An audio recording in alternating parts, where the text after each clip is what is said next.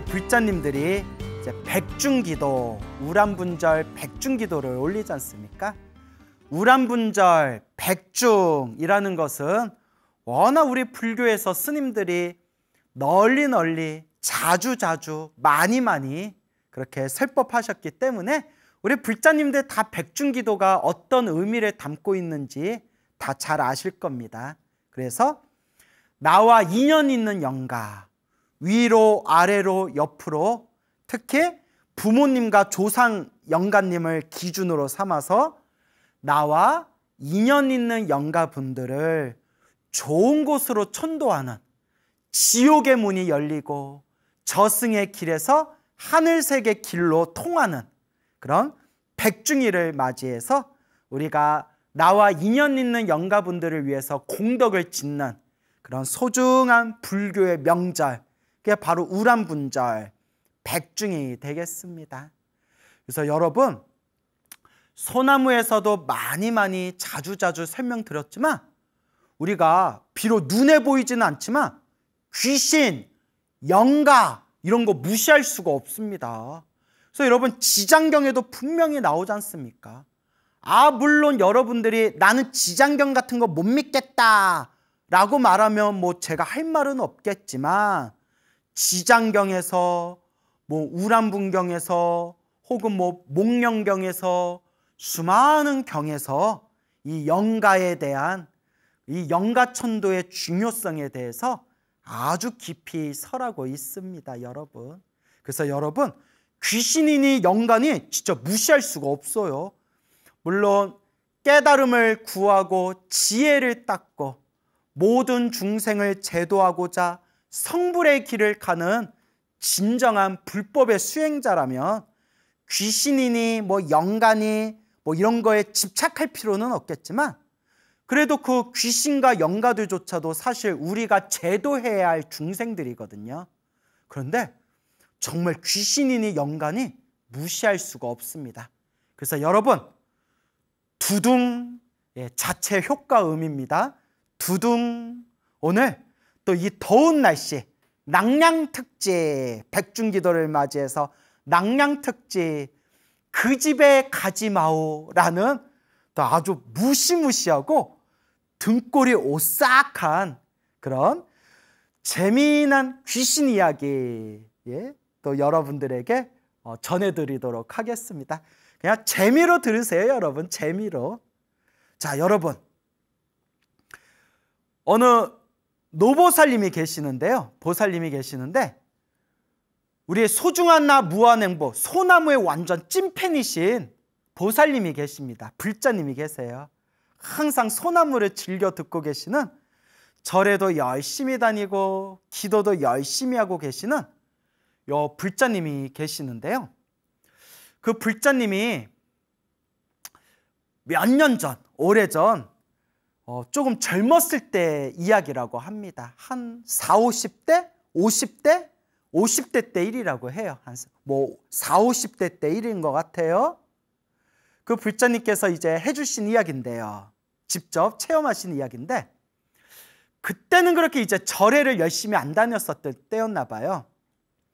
어느 날 이제 친한 친구들, 아줌마들끼리 이제 다 결혼하고 애 낳고 이제 애들도 제법 크고, 그러다가 이제 친구들이 야, 우리끼리 모여서 우리 어디 소풍 좀 다녀오자, 우리 어디 드라이브 가고 좀 놀다 오자 해가지고 이렇게 서로 시간을 짜가지고 친한 친구 8명이서 봉고차 하나를 딱 빌렸대요. 봉고차 하나 딱 빌려가지고 8명이서 딱 타고 오늘의 주인공이신 보살님이 딱 운전을 하고, 운전을 잘 하시나 봐요. 운전을 하고 봉고차에 딱 이제 친구들 자기까지 합쳐서 8명이서 강원도로 놀러 갔대요. 강원도로 가는데, 그때 뭐 인터넷 검색할 줄도 모르고 뭐 어디 가야 될지 뭐 요새처럼 뭐 내비 찍고 가는 것도 아니고, 그래서 그냥 일단 야, 강원도로 놀러 가자, 자 밟아라, 가자, 고! 막 이러면서 이제 차를 타고 이제 강원도로 막 가면서 막 노래도 부르고 놀고 중간에 밥도 먹고 휴게소에서 좀 들려서 간식도 먹고 좀 졸고 이야기 나누고 뭐 그렇게 놀면서 차를 타고 이제 강원도를 싹 갔대요. 그러다가 해가 깜깜하게 이제 해가 졌대요. 해가 졌는데 이제 그때는 뭐 내비도 없고 하니까 내비게이션도 없고 하니까 계속 그냥 북쪽으로 밟다 보니까 막 철조망이 보이더래. 철조망이. 그러니까 이제 친구들이 야 이러다 38선 넘어가겠다. 야 멈춰봐. 이러다 38선 넘어갈 것 같아. 그래서 대충 이제 시간이 막 8시 9시 막 그렇게 됐나 봐요. 해가 져가지고 그냥 막 저녁 내내 달린 거예요. 야 배고프다. 우리 저녁밥 좀 먹자. 밥 먹자. 저녁 먹자 해서 어디 그 시골길에 어디 식당이 보여서 깜깜한 어두운 날에 그 저녁 시간에 그렇게 이제 식당에 들어가 가지고 늦은 저녁을 먹었대요. 그래서 이제 늦은 저녁을 맛있게 먹고 이제 한 그때 막 8시 9시 넘어가니까 온몸이 노곤노곤 피곤하더래요. 여러분 노는 것도 체력이 있어야 놀아요. 그래서 노세 젊어서 노세 힘 있을 때 놀아라 뭐 이런 얘기가 있잖아요. 물론 우리 불자들은 수행하세 젊어서 수행하세 라고 해야겠죠. 근데 노는 것도 체력이 있어야 돼요. 밥 먹으니까 몸이 노곤한 거예요. 야 너무 늦었다. 밤도 너무 늦고 아유 야 하룻밤 자고 가자. 여기 어디 펜션 없냐 펜션? 그래서 식당 주인 아저씨한테 식당 주인한테 물어봤대요. 저희 8명인데 저희 자고 갈 수 있는 여기 뭐 펜션, 민박집 뭐 있을까요? 그러니까 식당 주인이 좋은 데 있다고 잠깐 기다려보라고. 거기 잠깐 기다리세요 하더니 식당 주인 아저씨가 이렇게 나갔다가 펜션 사장님, 펜션 주인을 이렇게 이제 사장님을 데려왔대요. 그래서 그 펜션 사장님이 주인이 하룻밤 자고 가시게요. 좋은 방 있습니다. 예, 우리 펜션인데 하룻밤 자고 가시면 됩니다. 얼마예요? 싸게 해드릴게. 3만 원만 주세요. 이러더래요.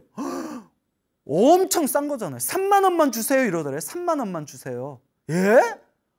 그러니까 뭐 물론 좀 오래전 일이니까 지금보다 훨씬 이제 또 물가가 쌌던 시절이겠지만 3만 원이 너무 터무니없이 너무 싸더래요.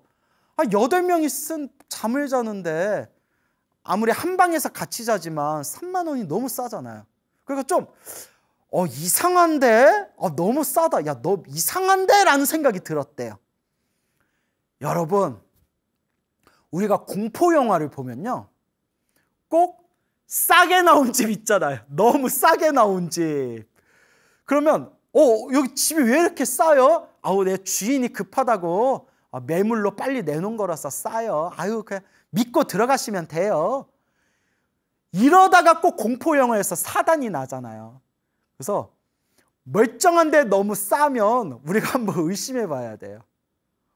아니 펜션에서 하룻밤 자는데 3만 원, 8명이 자는데 3만 원 너무 싼 거예요. 그래가지고 너무 싼데? 이상한데?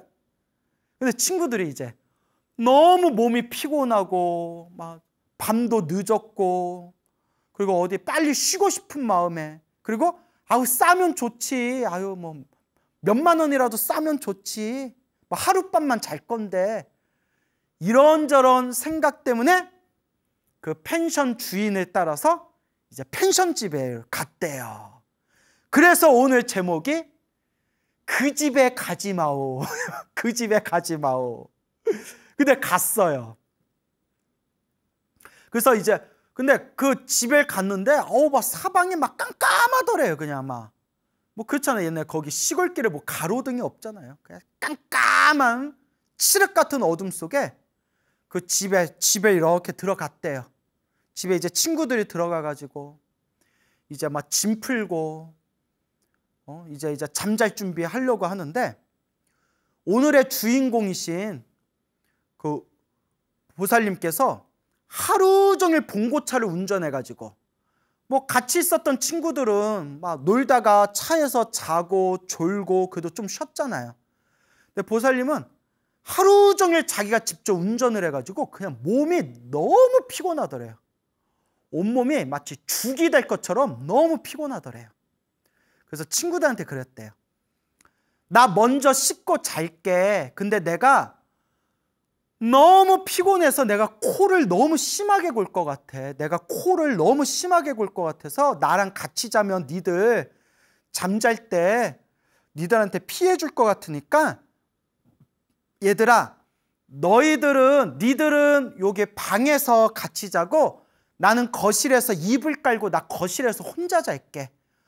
너무 피곤해서 내가 코를 너무 심하게 골 것 같아. 그러니까 나도 편하게 그냥 거실에서 혼자 잘게. 그 친구들이 그래라, 너 편하게 해라. 그래서 막 이제 이불 깔고 뭐 방에 친구들은 방에서 자고 자기는 이제 거실에서 자고 그 이불 이렇게 일단 깔아놓고 그리고 너무 피곤해서 먼저 자려고 나 먼저 씻을게 하고 이제 욕실에 들어갔대요.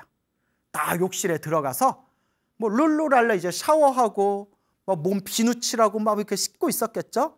씻는데 뭐가 느낌이 쎄하더래요. 쎄한 느낌이 싹 들면서 딱 쳐다봤는데 욕실에 그 작은 창문 있잖아요. 욕실의 작은 창문에 싹 열려있는 그 창문, 칠흑같이 그 시커먼 어둠 너머에 창가에 하얀 눈동자가 자기를 노려보고 있더래요. 우와!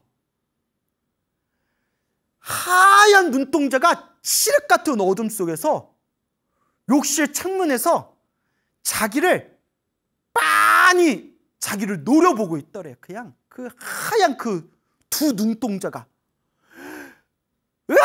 하고 막 비명을 지르면서 그냥 홀딱 벗은 상태에서 욕실에서 뛰쳐나갔대요. 우와! 하고 막 뛰쳐나왔대요. 친구들이 놀래가지고 왜 그래 왜 그래 왜 그래?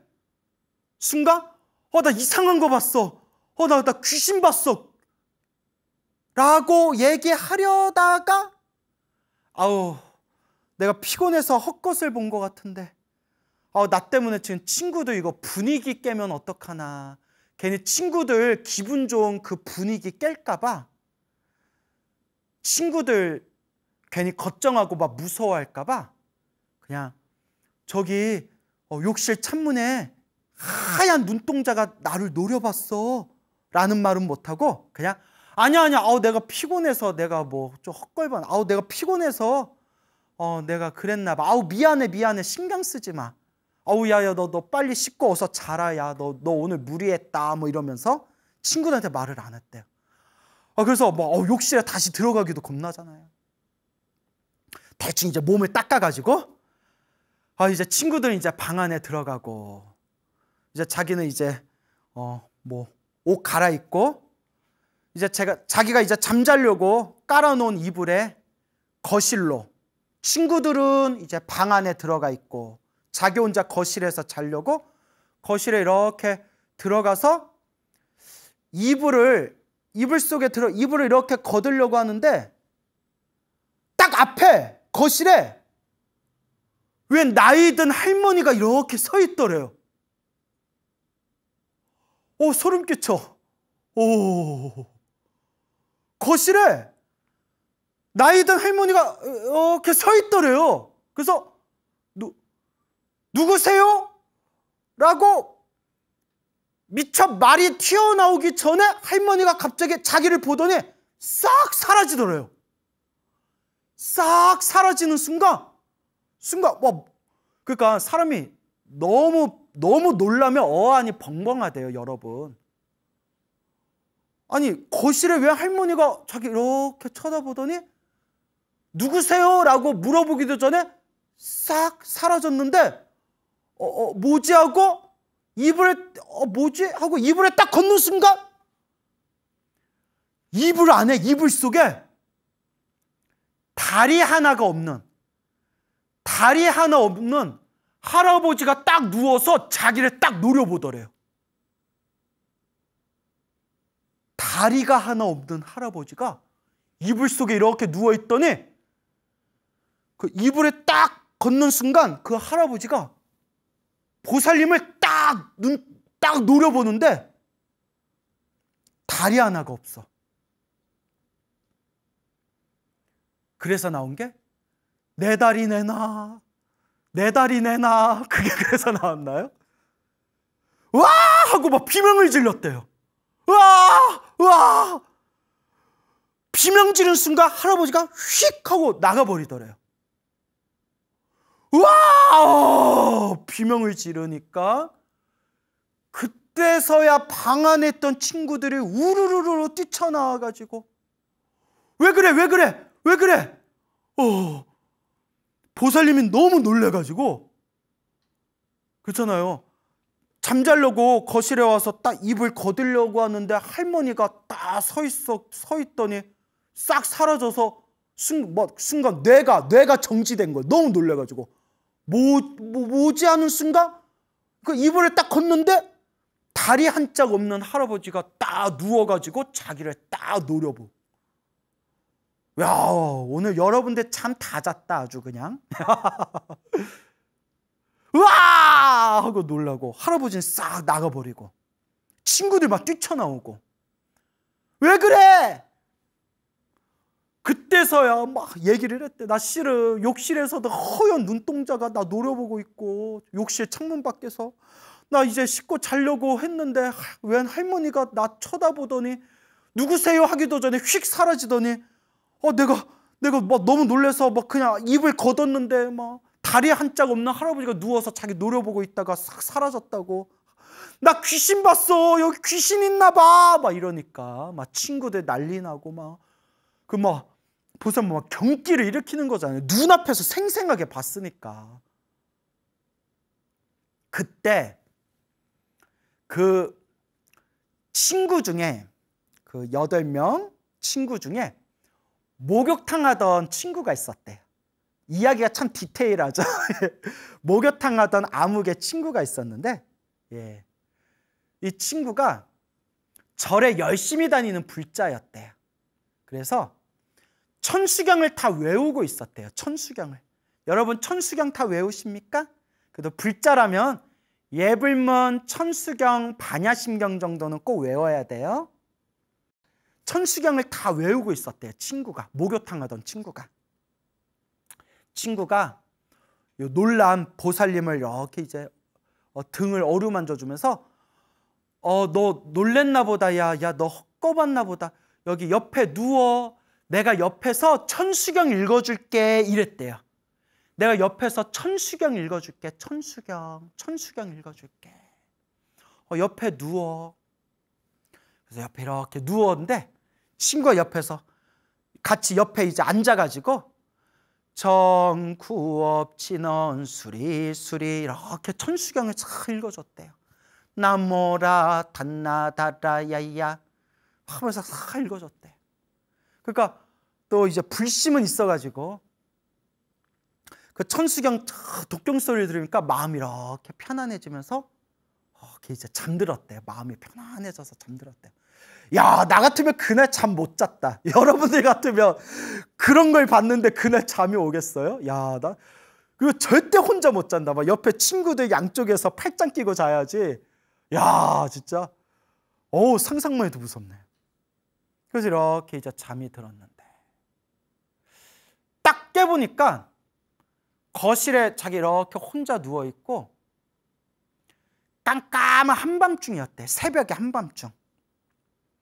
대충 이제 그때 한 2, 3시 정도 됐대. 새벽 2, 3시에. 2, 3시에 이렇게 잠을 깬 거예요. 여러분 몸이 너무 피곤해도 잠에 못 든다고 하잖아요. 몸이 너무 피곤해서 그냥 이렇게 이제 잠에 깼어요. 그래서 몸이 이렇게 답답하더래요. 그냥 가슴이 답답해가지고 시원한 바람을 좀 쐬고 싶어서 이렇게 거실 밖에, 집 밖에 마당으로 나왔대요. 야, 우리 같으면 밤에 잠자기 전에 그 소동을 겪었으면 나 같으면 여러분 우리 같으면 혼자서 집 밖으로 못 나갈 것 같은데 그 새까만 밤에. 근데 이렇게 찬바람 쐬고 싶어서 답답해서 앞마당에 나왔대. 마당에 이렇게 나와서 그냥 바람 쐬고 있는데 새까만 그 칠흑 같은 한밤중에 새벽 2, 3시에 저기 이렇게 막 숲이 보이는데, 수풀이 보이는데, 나무 보이고 막 숲이 막 강원도 산이잖아요. 막 수십 명 되는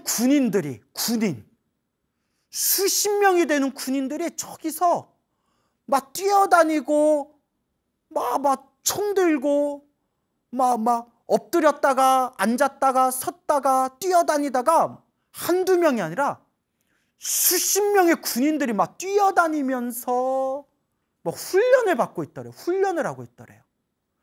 저기서 막 뛰어다니고 저기서 막 뛰어다니고 막 총 들고 막 엎드리고. 그래서 군인들 막 뛰어다니는 걸 보면서 야, 참 아유 고생이 많다. 그 보살님이 그거 보면서 아유 이 늦은 시간에 무슨 훈련을 해. 아유 참 고생이 많다. 이 늦은 시간에 저렇게 훈련을 하냐 하고 이렇게 보다가 몸이 또 피곤하고 해서 이제 다시 안으로 들어갔대. 거실 안으로 들어가서 다시 이제 사르르 잠이 들어서 아침에 딱 깼대요. 아침에 깼는데 잘 잤다. 아침에 깼는데 저기서 친구 7명이 자기네들끼리 이렇게 앉아가지고 쑥덕쑥덕 막 이야기하고 있는 거예요. 야, 왜 그래? 니들 왜 그래? 그리고 니들 얼굴이 왜 그래? 얼굴이 다들 왜 그래? 야, 너 참 잘 잤어? 왜 그래? 한밤중에 이 7명 친구들이 한 명도 제대로 잠을 못 잤대요. 무슨 소리야 하니까 친구들은 방에서 잠을 잤잖아요. 방에서 이렇게 자려고 폼 잡고 있는데 밖에서 딸칵 끽탁 하는 소리가 들리더래요. 문 열려서 문이 닫히는 소리가 들리더래요. 야, 누가 왔어? 우리 거실에서 자고 있는 애가 왔다 갔다 하나? 근데 자꾸 문이 열렸다 닫혔다 열렸다 닫혔다 끽탁 끽탁 그러면서 자꾸 막 누가 사람들이 다다다다 이렇게 막 다니는 걸음걸이가 저벅저벅 소리가 막 나더래요. 놀래가지고 야야야 뭐야 혼자였으면 뒤집어졌을 거예요. 근데 막 7명 친구들 7명이 같이 있으니까 야야 나가봐 해서 가보니까 문이 잠겨 있는 거예요. 문이 잠겨 있고 아무도 들어온 흔적이 없는 거예요. 문 잠겨 있는 거 다시 확인하고 또 방에 있으면 문이 열렸다 닫혔다 하면서 자꾸 문 밖에서 사람들 걸어 다니는 소리가 들리더래요. 어우, 소름 끼쳐. 어우. 자꾸 문이 열렸다 닫혔다 사람들 걸어 다니는 소리가 들려서 막 소름이 끼쳐가지고 새벽 내내 뜬 눈으로 지샜다는 거예요. 야, 여기 이상해. 여기 귀신의 집인가 봐. 여 집 미쳤나 봐. 야, 우리 빨리 나가자 해가지고 그냥 부랴부랴 이제 짐을 싸가지고 딱 이제 집에 나가서 차를 타고 그냥 뒤도 안 돌아보고 나왔대요. 그랬는데 저기 이제 앞에 이제 동네 슈퍼마켓이 있었대요. 동네 슈퍼마켓이. 근데 이제 뭐 하다못해 물도 마시고 뭐라도 좀 먹어야 될 거 아니에요. 그 슈퍼마켓에 이제 멈춰서 거기서 이제 뭐 물하고 뭐 간식거리 같은 거 사면서 그 슈퍼마켓 아저씨한테 물어봤대요. 아저씨, 저 펜션집 아세요? 이러니까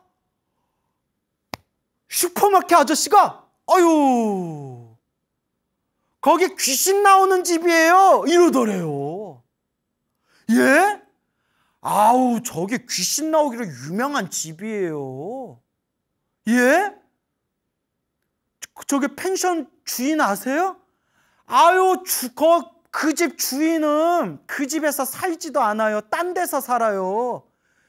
그 집이 옛날부터 그 집을 주인이 팔려고 해도 하도 소문이 더럽게 나가지고 귀신 나온다고 저 터가 안 좋다고 하도 소문이 더럽게 나가지고 팔리지가 않아서 그냥 울며 겨자 먹기로 저거 그냥 외부 손님, 외부인들 오면 싼값에 그냥 돌리는 집이에요.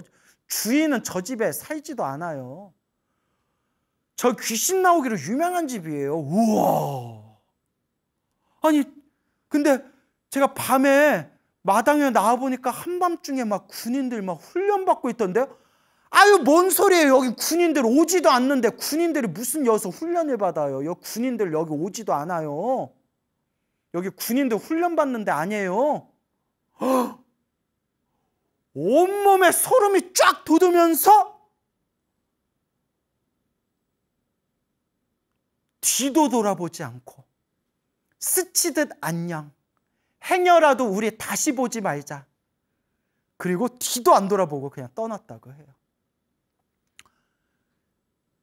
요 사건을 그 친구들하고 자기까지 포함해서 8명이 그 펜션 집에서 생생하게 이걸 경험하고 난 뒤에 요 보살님, 오늘의 주인공이신 이 보살님이 자기는 그날 그 사건 그 이후로 귀신이 있니 없니, 뭐 영가가 있니 없니, 이제 이런 말 아예 입 밖으로 꺼내지도 않는데요. 자기는 100% 믿는데요. 영가, 귀신 100% 믿는데요. 자기가 체험했기 때문에.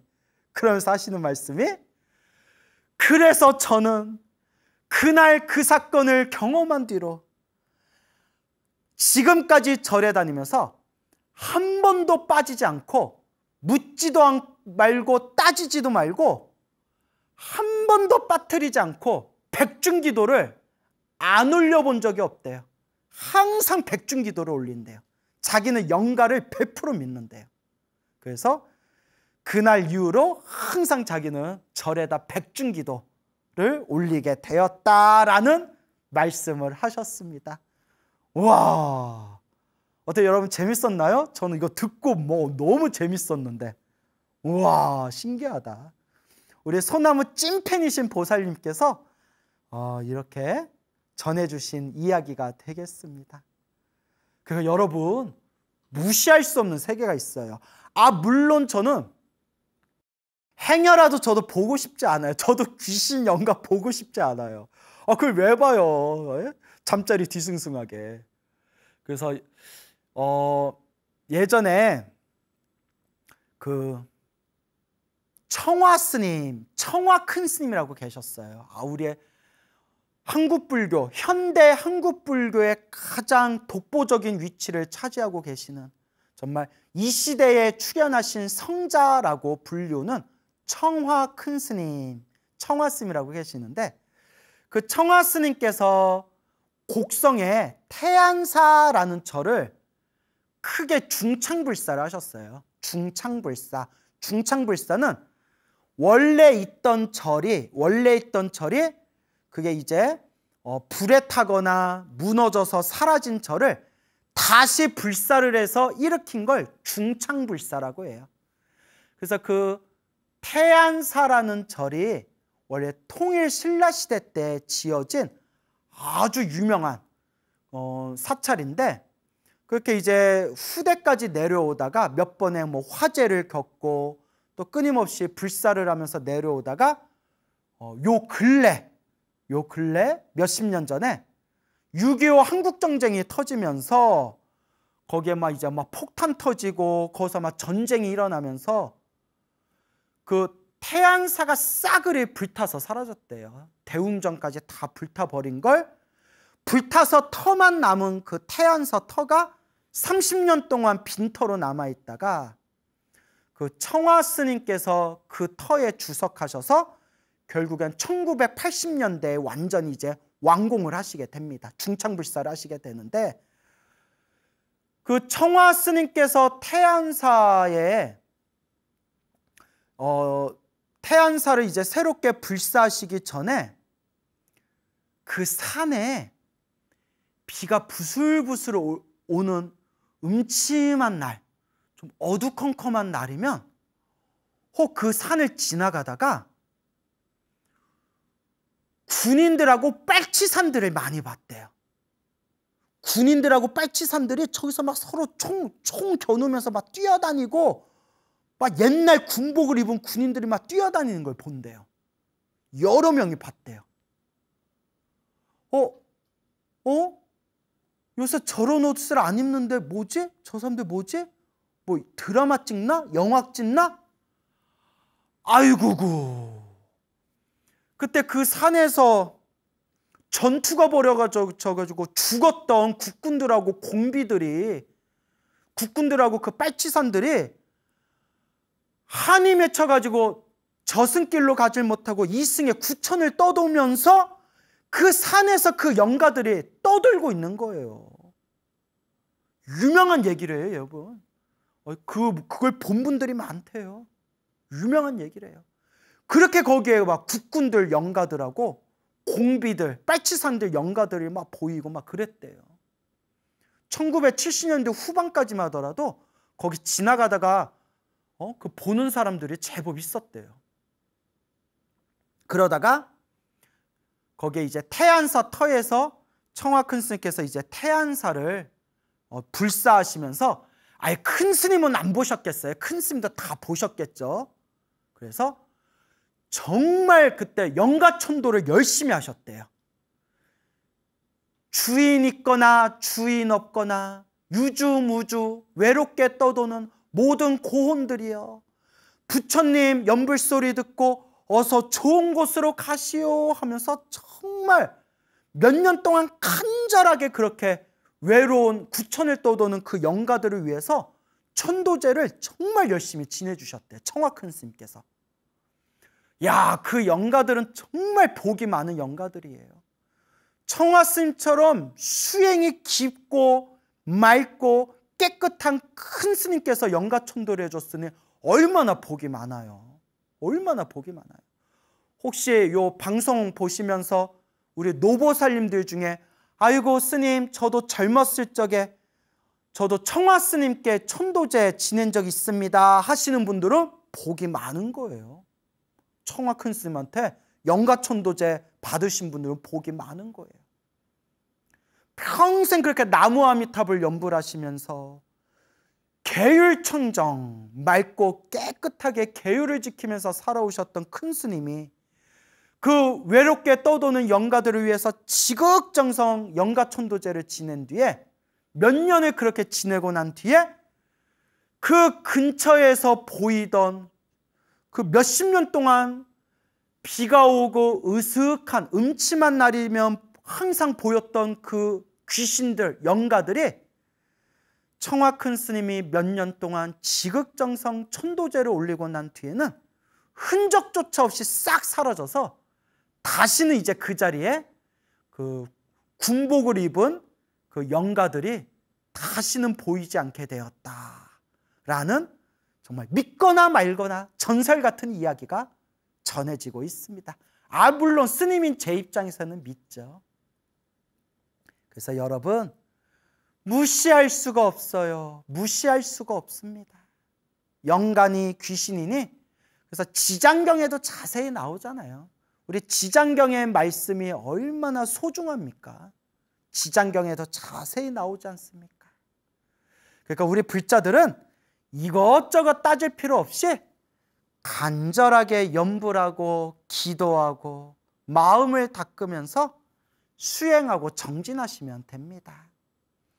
그래서 오늘 여러분들 펜션집 귀신 이야기 그 집에 가지마오 들려드렸는데, 여러분들 이 이야기 들으니까 좀 무서우신 분들 있죠?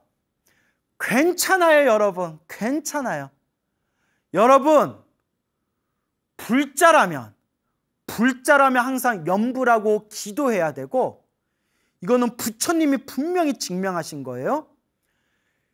염불하고 기도하고 부처님을 의지하는 불자는 그 어떤 악귀도, 어떤 잡귀신도, 어떤 귀신들도 절대 그 불자를 침범할 수가 없다, 해할 수가 없다라고 분명히 부처님이 증명하신 연불 공덕이 분명히 있습니다. 그러니까 항상 연불하고 연불하시는 불자님들이라면 절대 귀신 걱정할 필요 없어요.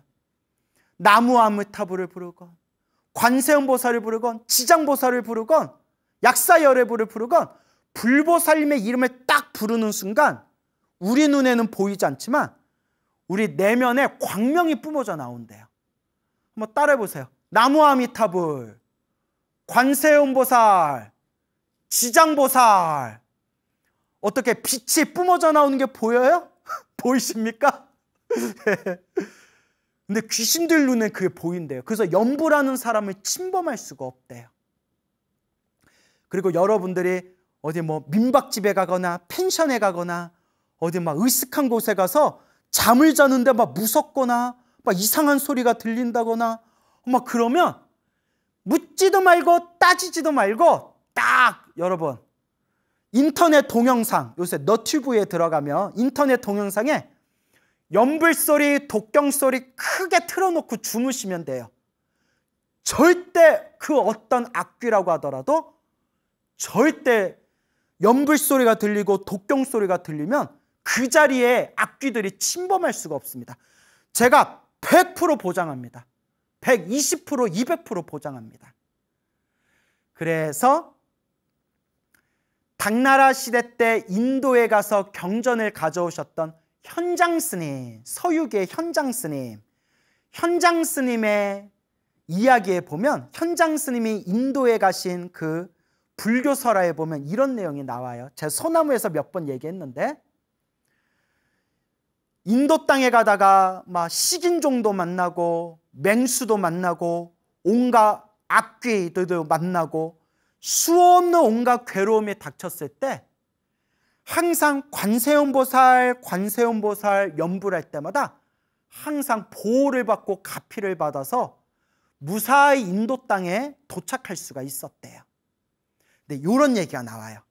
그 현장쌤 불교설화에 어느 숲을 지나가는데 수많은 악한 귀신들이 현장 스님을 잡아먹으려고 이 악한 귀신들이 들이닥쳤는데 현장 스님께서 관세음보살 연불하는 순간 이 악한 귀신들이 꼼짝을 못하고 막 덜덜덜덜 두려워 떨면서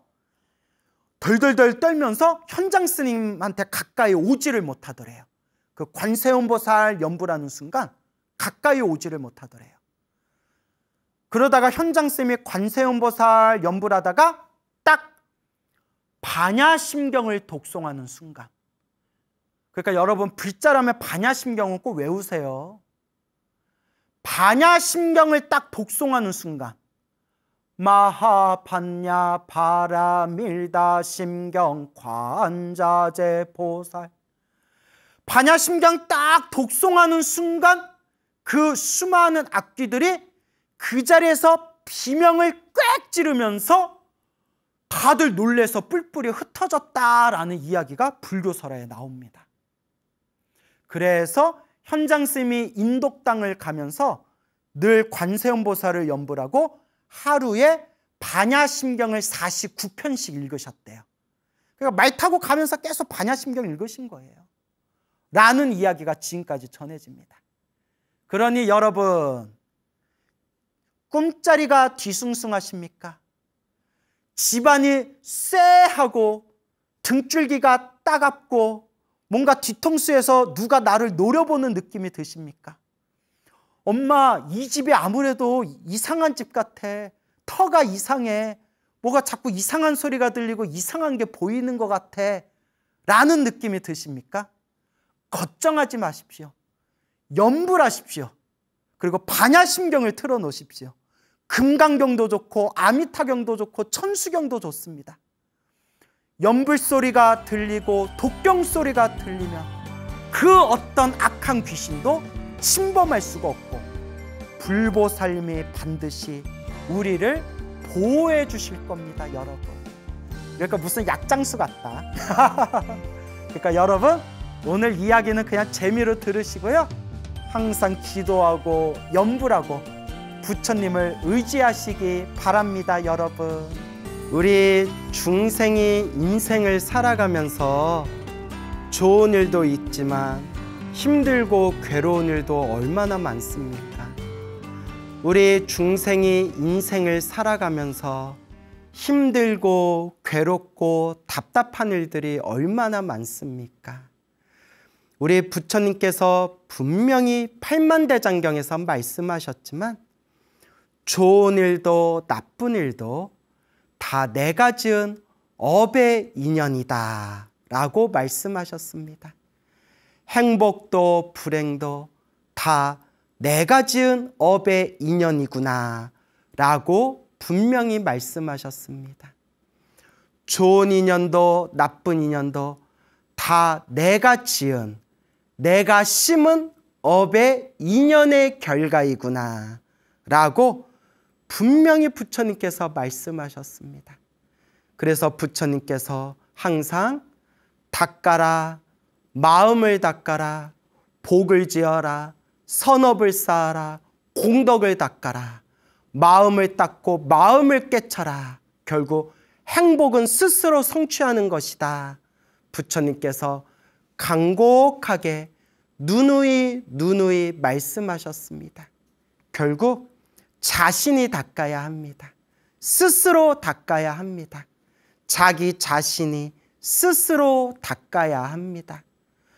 여러분, 우리 부처님의 제자인 불자들이 힘들고 괴롭고 답답한 일을 만났을 때 어떻게 이겨내고 어떻게 극복하고 어떻게 다스려야 하겠습니까?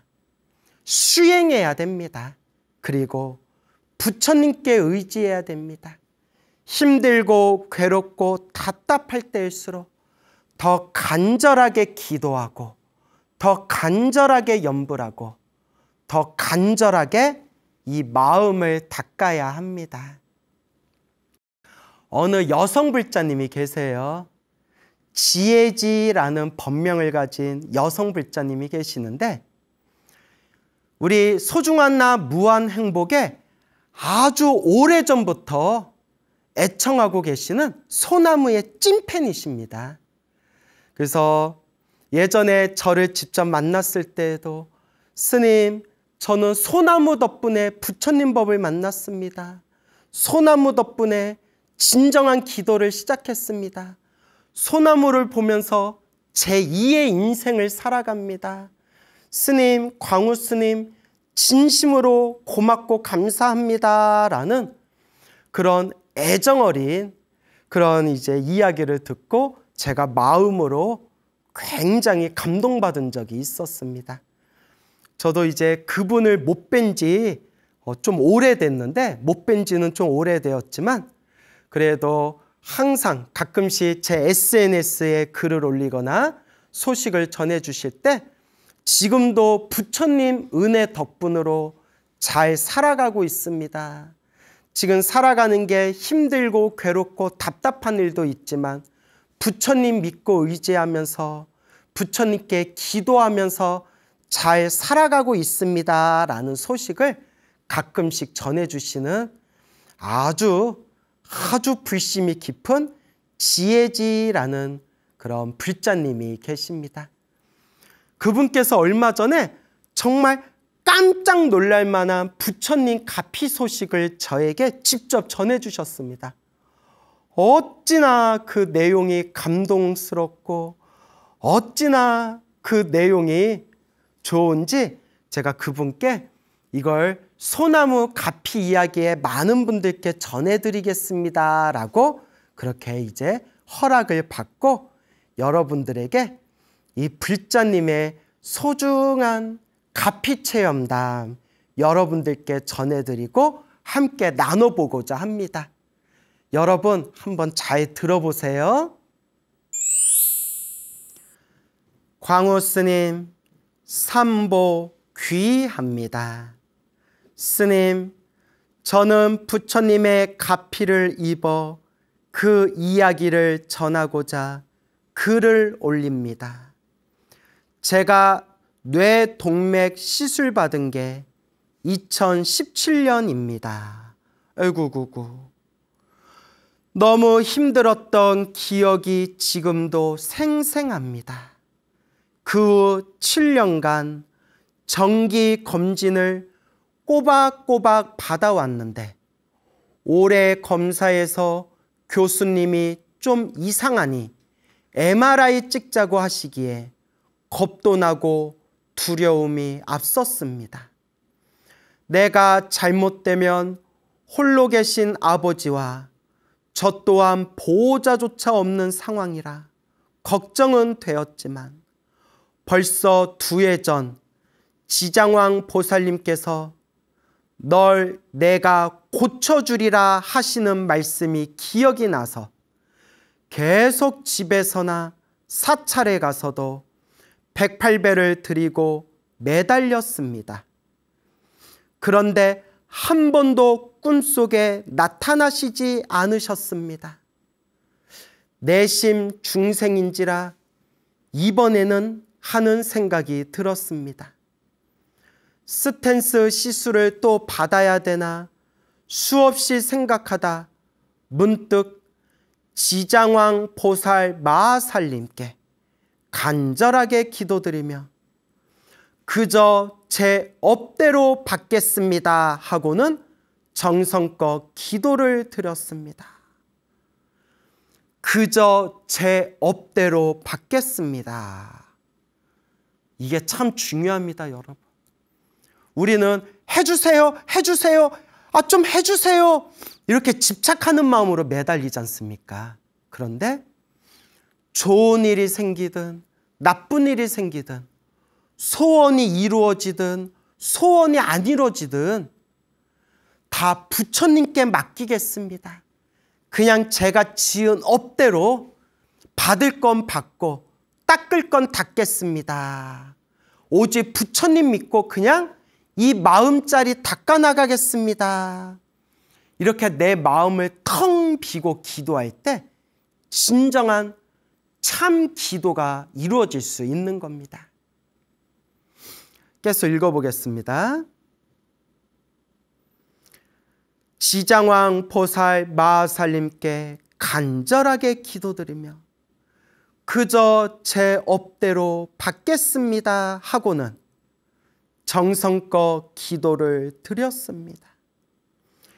며칠이 지나고 검사 결과 날이라 일찌감치 잠자리 들었는데 간호사인지 의사인지 2-3분이 나에게 오시더니 수술은 3가지 방법이 있다. 어떤 거로 할 거냐 말씀하시는 겁니다. 수술은 3가지 방법이 있다. 어떤 방법으로 할 거냐? 제가 대답하려고 머뭇거리는데 제 머리를 쇠 막대기 같은 걸로 때리시는데 조금 아프기도 하고 뭐지? 하며 쳐다보니까 가을쯤에 보자 하셔서 어느 해 가을요? 묻는 상황에 알람 소리가 나서 꿈에서 깼습니다. 잠에서 깨고 정신없이 준비하고 병원 가는 길에 걱정도 두려움도 느껴지지 않았습니다. 오직 부처님 명호를 부르며 결과를 기다렸습니다. 드디어 교수님이 이제 여긴 안 와도 되고 서류 떼어줄 거니 집 부근 작은 병원에서 5년 후에 찍으세요 라는 결과를 들었습니다. 와, 너무 기뻐서 눈물이 났습니다. 스님, 전 이렇게 큰 가피를 받았습니다. 제가 부처님께 은혜 갚는 길은 선업을 쌓고 수행 열심히 하는 불자가 되는 것이 부처님께 은혜 갚는 거 아닐까 생각합니다. 광우 스님께 또 감사드립니다. 와, 정말 다행입니다. 예, 여러분 어떻게 잘 들어보셨습니까? 몇 년 전에 그 뇌동맥, 그게 이제 뇌 신경이 이제 막혀가지고 거기를 이제 뇌혈관이 막혀서 그걸 스텐스로 시술하는 그런 시술을 마치고 나름대로 건강관리를 잘한다고 잘하셨는데, 갑자기 얼마 전에 그 대학 교수님이, 대학병원 의사 선생님이 좀 상태가 안 좋은 것 같다, MRI 한번 찍어보자. 그래서 MRI 찍고 결과가 나오는데 얼마나 마음이 걱정이 되었겠어요. 이걸 어떡하나, 또 결과가 안 나오면 어떡하나. 그러니까 믿을 게 뭐밖에 없어요? 부처님, 보살님, 불보살님께 없잖아요. 근데 우리 이 불자님이 지장기도를 많이 하셨나 봐요. 지장보살, 지장보살, 지장왕보살, 지장왕보살, 하염없이 기도하다가, 그래, 그냥 내 업대로 다 맡기자. 부처님께 모든 걸 바치고 그냥 내 업대로 다 맡기자. 그냥 부처님, 불보살님만 믿자. 지장왕보살님, 지장왕보살 마하살, 지장보살님, 제 업대로 받겠습니다. 마음을 턱 내려놓고 그렇게 간절히 기도했을 때 병원 결과 나오기 전날 밤에 생생한 꿈을 꿨는데, 의사인지 간호사인지 몇 분이 이렇게 가까이 다가오더니 수술이 3방법이 있다. 어떤 방법을 쓰겠냐. 그래서 이 불자님이 머뭇머뭇거리고 있는데 그 쇠막대기 같은 걸로 머리를 때렸대잖아요. 딱 하고 때리니까 막 아픈데? 뭐지? 사람을 때리니까 머리를 뭐지? 했는데 가을쯤에 보자. 언제 가을이요? 그러다가 알람 소리에 딱 이제 깼다는 거예요. 그래서 부랴부랴 병원 갈 준비를 하고 마음의 걱정 근심 다 내려놓고 염불하면서 병원에 가서 검사 결과를 기다렸는데, 의사 선생님 말씀이 이제 여기 올 필요 없다. 이제 여기 안 와도 된다. 그러니까 완전히 정상이란 얘기잖아요. 이제 여기 올 필요 없다. 5년 후에 어디 집 근처 작은 병원에서 그때 거기서 이제 한 번 또 촬영 한번 해봐라. 검진 한번 또 받아봐라. 그게 완전 이제 정상이라는 판정을 받게 되었는데, 얼마나 이 불자님 마음이 얼마나 부처님께 감사하고 얼마나 감사하겠어요. 맞습니다, 여러분. 우리 불자들이 인생을 살아가면서 누구나 행복하고 누구나 즐겁고 누구나 좋은 일이 생기기를 원하지만, 인생사 살아가다 보면 아무리 절에 열심히 다니고 아무리 부처님께 기도를 열심히 해도 힘들고 괴롭고 답답할 때가 또 나타나기 마련입니다. 그럴 때 흔들리지 말고, 그래, 좋은 일도 나쁜 일도 다 내가 지은 업의 인연이다. 다 내가 지은 업의 인연.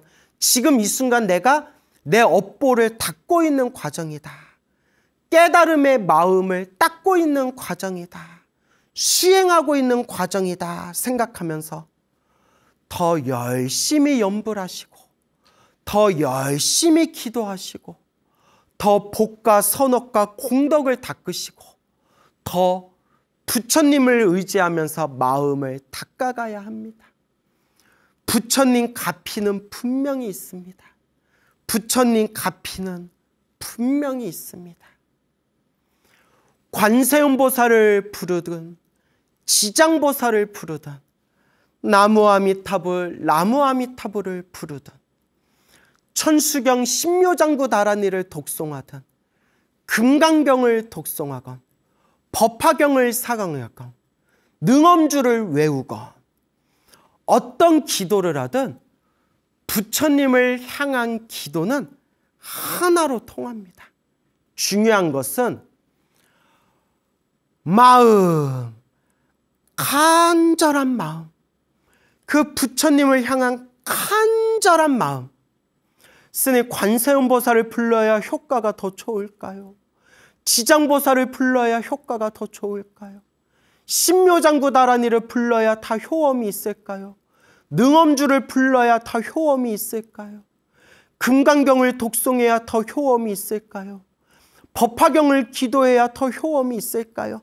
이런 생각일랑 싹 밀어버리고 딱 내가 제일 좋아하는 기도법 하나 딱 선택한 뒤에 간절하게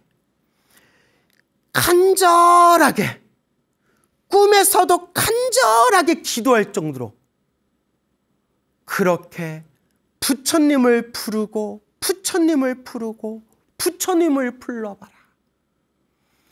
불보살님의 가피는 지금 이 순간에도 우리와 함께하는 현재 진행형이다라는 것을 명심하셔야 됩니다.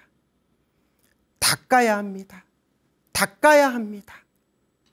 단 어떤 사람은 기도를 조금만 해도 효과를 빨리 크게 보는 사람이 있고, 어떤 사람은 기도를 많이 해도 오래오래 해도 효과를 더디게 느리게 받는 경우가 있습니다. 왜 그러냐? 그것도 자기 업이다.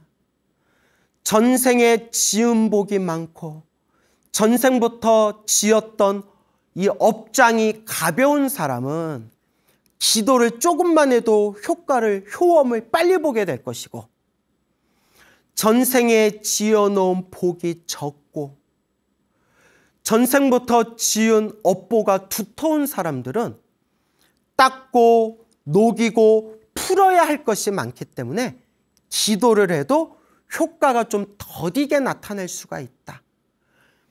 효과가 빠르게 나타나든 효과가 더디게 나타나든 그것조차도 따지지 말고 분별하지 말고 흔들리지 말고, 아, 내가 이렇게 열심히 기도했는데도 나쁜 일이 생기는 것은 내가 크게 받을 업보를 지금 작게 가볍게 녹이고 있는 과정이다, 업장 소멸의 과정이다 생각하고 그저 묵묵히 꾸준히 닦아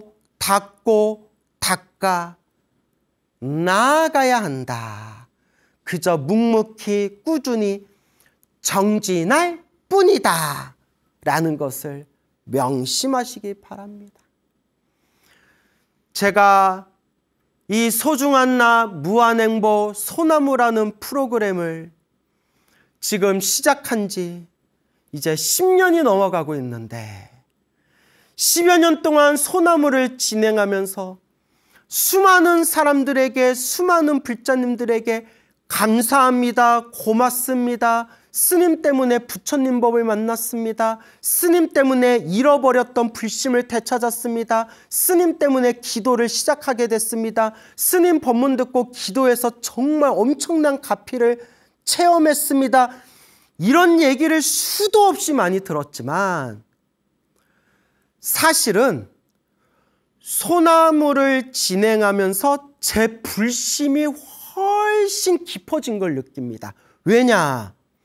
10년 동안 이 소나무를 진행하면서 신도님들께 조금 더 재밌고 좋은 법문 들려드리느라고 여기서 새로운 이야기, 저기서 새로운 이야기, 이 불자님들에게 가피 이야기, 저 불자님들에게 영험 이야기, 온갖 체험담들을 보고 듣고 느끼면서, 와, 부처님 가피가 정말 있구나, 기도 영험이 진짜 있구나, 불보살 가피가 현재 진행형이구나, 정말 부처님 믿고 의지하고 염불하고 기도하고 수행하며 부처님이 정말 우리와 함께 하시는구나, 불보살님의 신비한 힘이 있구나, 이걸 수없이 제가 목격하고 듣고 체험하고 느끼면서 소나무를 진행하면서 제 불심이 훨씬 더 깊어진 걸 느낍니다. 그래서 제가 뭐라고 얘기하느냐, 우리 이 소나무 방송을 보면서도 기도를 안 하는 사람들은 그냥 업장이 두꺼운 사람들이에요. 이건 방법이 없어요. 제가 그렇게 수많은 불자님들이 생생하게 체험한 기도가피 이야기를 10년 동안 퍼부어도 이 소나무 방송을 들으면서도 기도하겠다는 마음을 일으키지 못하거나 꾸준히 기도하지 않는 사람들이 있다면 그냥 업보가 두꺼운 사람들이에요. 뭐 방법이 없어요. 이거는 부처님이 나타나도 방법이 없어요. 그래서 저는 오히려 내가 소나무를 진행하면서 이렇게 소중한 불자님들이 실제 체험했던 이 가피 이야기를 전해 들으면서 야, 부처님 가피 영험이 분명히 있구나라는 걸 정말 뼈저리게 느끼면서 제 불심이 더 커져가는 것을 느낄 수가 있었습니다. 그러니까 여러분, 힘들고 괴롭고 답답할 때일수록 기도하세요. 염불하세요. 간절히 한번 해보세요. 당장 효과가 있다 없다가 아니라 그냥 내 마음을 닦는 그 수행의 마음으로 닦고 정진하고 닦아 나갈 뿐입니다, 여러분. 근데 여러분, 어떤 분은 정말 조금만 기도해도 효과를 빨리 보시는 분도 있지만 정말 누구보다도 열심히 기도했는데도 힘들고 괴롭고 답답한 분들이 있어요. 그래서 제가 그런 분들에게 크게 받을 걸 작게 받는 거다. 크게 받을 업보를 지금 작게 받고 있는 업장소멸 과정이다. 끊임없이 제가 그분들에게 말씀을 드리지만 한편으로는 이런 생각도 들어요. 저렇게 기도를 오래 해도 힘들고 괴롭고 답답한데도 그래도 부처님 믿고 저렇게 기도하는 저분들이야말로 진짜 찐 불자다. 정말 찐 불자다. 어느 여성 불자님이 계시는데 매일매일 관세음보살 하염없이 연불 하시는데도 몇 년 동안 오랫동안 꾸준히 관세음보살님을 연불하고 하염없이 관세음보살을 매일매일 불러도 살아가는 게 계속 힘들고 답답하고 자꾸 어려운 일이 생기는 거예요. 제가 몇 년 동안 지켜보다가 보다 저 자신도 너무 안타까워서 보살님, 이렇게 열심히 연불하는데도 이렇게 힘들고 괴롭고 답답한 일이 생기는데 부처님한테 원망하는 마음 안 생겨요? 관세음보살님한테 서운한 마음 안 생겨요? 어떻게 이렇게 힘들고 괴로운 일이 계속 생겨도 어떻게 이렇게 꾸준히 관세음보살 연불하고 기도할 수가 있죠? 그 비결이 뭔가요? 라고 제가 딱 질문을 했는데 그분 말씀이 제 가슴을 후려치더라고요. 스님, 저 관세음보살님 이 연불 아니었으면 저 벌써 죽었어요. 관세음보살 이렇게 오래오래 연불했는데도 왜 이렇게 힘들고 답답한 일이 생기냐가 아니라 이렇게 힘들고 괴로운 일이 계속 생기는데도 그나마 관세음보살님을 의지하고 연불해서 그래서 제가 죽지 않고 이렇게 살고 있는 거예요. 저 부처님 관세음보살님 아니었으면 저 벌써 죽었어요. 라는 말에 보살님이 진짜 불자다. 보살님이 정말 찐 불자다. 정말 막 제 눈에 막 눈가에 눈물이 맺히고 하늘에서도 막 눈물이 흐르고 땅에서도 눈물이 흐르고 지나가는 깨구락지도 막 꿀럭꿀럭 막 울먹이고 보살님이 진짜 불자입니다 하고 제가 감탄한 적이 있었어요. 내가 이렇게 열심히 연불하는데 왜 나한테 이런 일이 계속 생기지?가 아니라 내가 이렇게 살아가는 게 힘들고 괴롭고 답답한데 그 속에 살아도 내가 관세음보살 연부랑 그 힘으로 내가 죽지 않고 산다. 내가 이 부처님 관세음보살 아니었으면 난 벌써 죽어도 몇 번은 죽었다. 부처님 덕분에 관세음보살 때문에 삽니다. 라는 그 말을 듣는 순간 내 가슴을 후려치면서 제가 참 많은 걸 느꼈습니다. 정말 찐불자다. 이런 분들이 정말 찐불자구나. 그래서 여러분들에게 참으로 눈물 없이 들을 수 없는 편지 한 편을 또 읽어드릴 거예요. 저 이걸 읽다가 눈물이 나가지고 눈물이 나서 막 콧물이 나오는데 그 콧물이 아직까지 멈추지가 않아요. 정말 눈물 없이 들을 수 없는 어느 한 여성 불자님의 3가지 소원에 대한 편지를 읽어드리겠습니다. 저의 찐팬이시고 또 오래전부터 이 소나무 방송을 들으면서 너무너무 몸이 아프고 너무너무 괴롭고 너무너무 힘들고 너무너무 사는 게 지독하게 힘든데 소나무 방송을 들으면서 마음의 위안을 삼으며 기도하고 하루에 연부를 수만 번씩 하신대요. 와, 엄지손가락에 손톱에 다 닿을 정도로 염주를 굴리면서 오직 부처님만 믿고 의지하면서 연부를 하며 살아가는 어느 불자님의 편지를 소개해 드리고자 합니다. 이 불자님의 3가지 소원이 무엇인지 한번 경청하면서 스스로를 돌아볼 수 있는 소중한 시간 되시기를 바랍니다. 자, 읽어드릴 테니까 귀를 활짝 열고 한번 잘 들어보시기 바랍니다. 예, 여러분, 지금 멀리 지방에 살고 계시는 어느 여성 불자님의 가슴이 찡한 편지가 되겠습니다. 한번 잘 들어보시기 바랍니다. 광호 스님, 날씨가 점점 추워지고 있는데 법문 다니시느라 힘들지 않으신지 염려가 됩니다. 새롭게 올라오는 법문 들으며 건강히 잘 계시고 있구나 싶어 미소가 지어집니다. 얼마 전 사찰 초청법회에서 스님 직접 뵙고 인사드리게 되어 얼마나 기쁘고 행복했는지 모릅니다.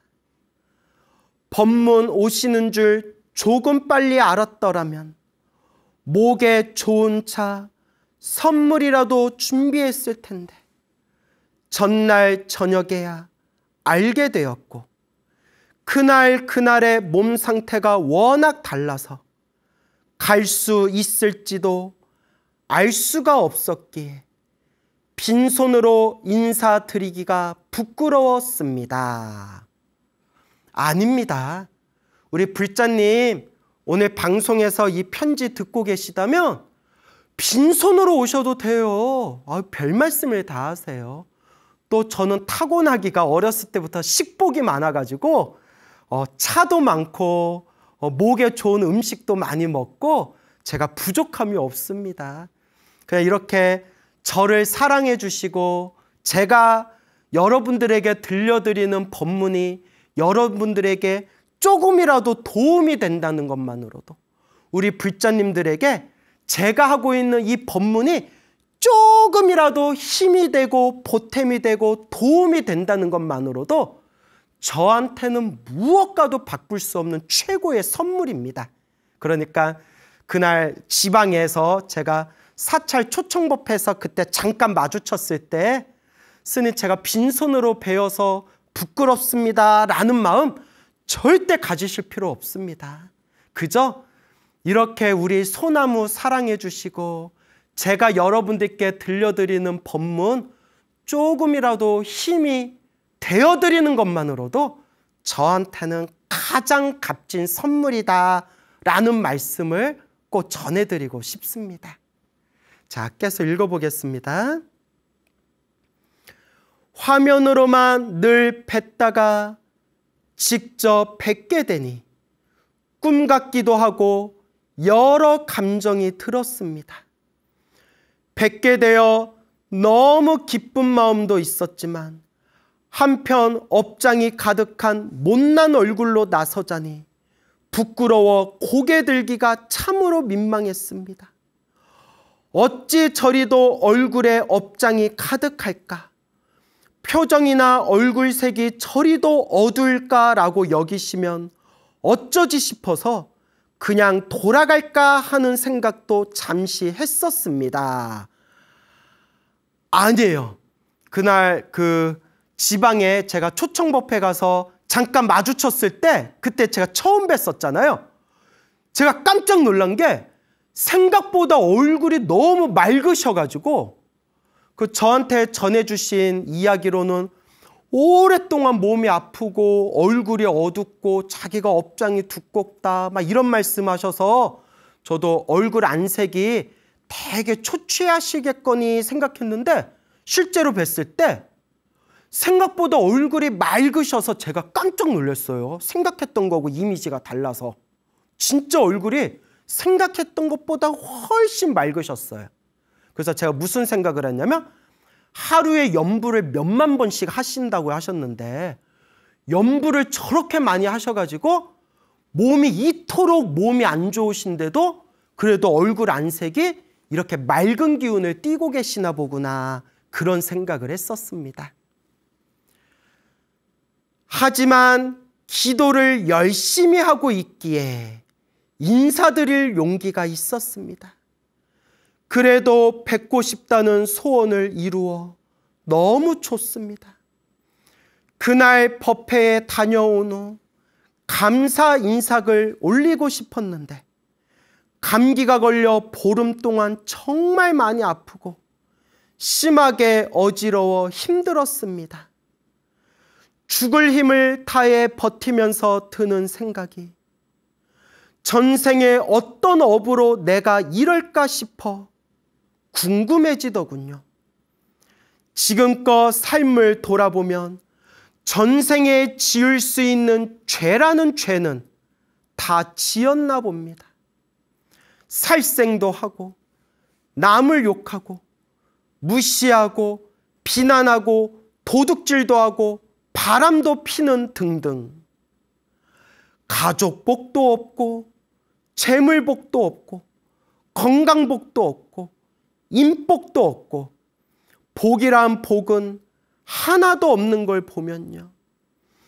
얼마나 많이 닦고 또 닦아야 할 게 많은지 다시 한번 느끼고 있습니다. 어지럼증이 너무 심할 때 기도에 대한 믿음이 흔들릴 때도 있었고 세상을 등지고 싶은 순간도 여러 차례 있었는데 하루는 기도하다 딱 10년만 살다 데려가셔도 되니 어지럼 낫게 해달란 기도를 간절히 했었습니다. 어려서부터 상처받고 못 볼 꼴 많이 보고 자란 아들 10년이면 30 중반이 되니 그때는 마음 편히 갈 수 있을 것 같아서요. 어느 날은 심리센터 선생님이 간절한 소원 3가지가 있냐고 하시더라고요. 그래서 너무도 간절한 소원 3가지가 있는데 제가 이 불자님의 이 지금 읽어드릴 간절한 소원 3가지를 딱 읽으면서 제가 막 가슴이 복받쳐가지고 또 코가 찡해지려고 그러네요. 막 눈물이 나올 것 같았어요. 누군가에게는 우리같이 평범한 사람에게는 정말 아무것도 아닌 이 그냥 평범한 이 삶이 어떤 이에게는 평생 동안 이루고 싶은 간절한 소원 3가지구나. 그걸 읽는 순간 막 가슴이 찡해가지고 막 눈물이 나올 것 같았어요. 한번 잘 읽어보세요, 여러분. 너무도 간절한 소원 3가지가 있는데, 첫 번째, 어지럼없이 아파트 벤치에 앉아 믹스커피 한 잔 마시면서 하늘 마음껏 쳐다보는 것. 두 번째, 어지럼없이 절 법당에 앉아 부처님 바라보며 언제까지나 기도해 보는 것과 불교대학 다니는 것. 세 번째, 어지럼증 나아서 돌봐줄 리 없는 사람들과 아프고 힘든 사람들 반찬해주고 청소해주고 말동무 해주면서 사는 것이라고 했습니다. 날 좋은 날에 믹스커피 한 잔 마시는 거, 법당에 앉아 부처님께 한없이 부처님 앞에서 기도할 수 있고 그냥 불교대학 다닐 수 있는 거, 그리고 힘들고 괴롭고 몸 아프신 분들을 위해서 봉사활동하는 거, 이 3가지가 간절한 소원이래요. 이 3가지가 간절한 소원이래요. 누군가에게는 아무렇지도 않은 평범한 그냥 일이 어떤 이에게는 평생 동안 이루고 싶은 간절한 소원이라는 거. 여러분, 우리는 우리 삶을 소중하게 여겨야 됩니다. 남 탓하지 말고, 세상 탓하지 말고, 스스로 나 못났다 다른 사람과 비교하면서 자기 자신을 비하하지 말고, 이렇게 크게 몸에 아픈 곳이 없다는 것만으로도 너무나 우리 삶은 감사하고 행복한 순간이에요. 나의 평범한 일상이 누군가에게는 간절한 소원이 될 수가 있구나. 이걸 아는 순간 우리는 지금 이 순간, 이 평범한 이 시간을 감사합니다, 감사합니다, 소중하게 여기셔야 합니다. 그렇게 말하고 보니 갑자기 헛웃음이 나오더군요. 소원 첫 번째가 아프고 힘든 모든 이들을 위해 봉사하는 것이거나 절에 가서 봉사하며 힘든 이들을 위해 기도하는 것이어야 하는데, 제가 우선인 소원이 첫 번째라니 아직 멀었구나, 닦으려면 아직도 한참 멀었구나 하는 생각이 들었습니다. 부처님 의지하며 기도하는 사람이 욕심과 집착에 빠져서 허덕이고 있다니, 기도한 지 3년이 되어가는데 참으로 부끄러웠습니다. 아니에요. 너무 겸손하신 거예요. 아니에요. 이 정도만 돼도 정말 훌륭하신 거예요. 더욱 열심히 업장소멸 기도하면서 선업은 못 지을 망정, 악업은 절대 짓지 말아야겠다는 다짐을 합니다. 광우 스님, 늘 스님 법문 들으면서 마음의 중심을 잡으려고 노력합니다. 어지럽고 눈도 잘 안 보이고 손도 떨려서 힘들지만 지장경 사경도 5번째 하고 있고 염불은 절대 놓치지 않고 있습니다. 그저 목숨 다하는 날까지 기도 멈추지 않고 마음 수행 멈추지 않으면서 열심히 살아보려 합니다. 그러다 보면 이 지긋지긋한 병도 인연이 끝나겠지요. 스님의 법문 제게 많은 힘이 되니 앞으로도 잘 부탁드립니다. 앞뒤 없는 제 얘기 너그럽게 봐주시고 늘 건강하시고 행복하세요. 감사합니다. 나모 아미타불 관세음보살 지장보살 마살. 예, 여러분 두 번째 편지도 잘 들으셨죠? 제가 이 편지를 읽으면서 너무 막 마음이 막 찡해가지고 진짜 뭐라 표현할 길이 없더라고요. 우리 불자님 지금처럼만 닦으시고 지금처럼만 염불하세요.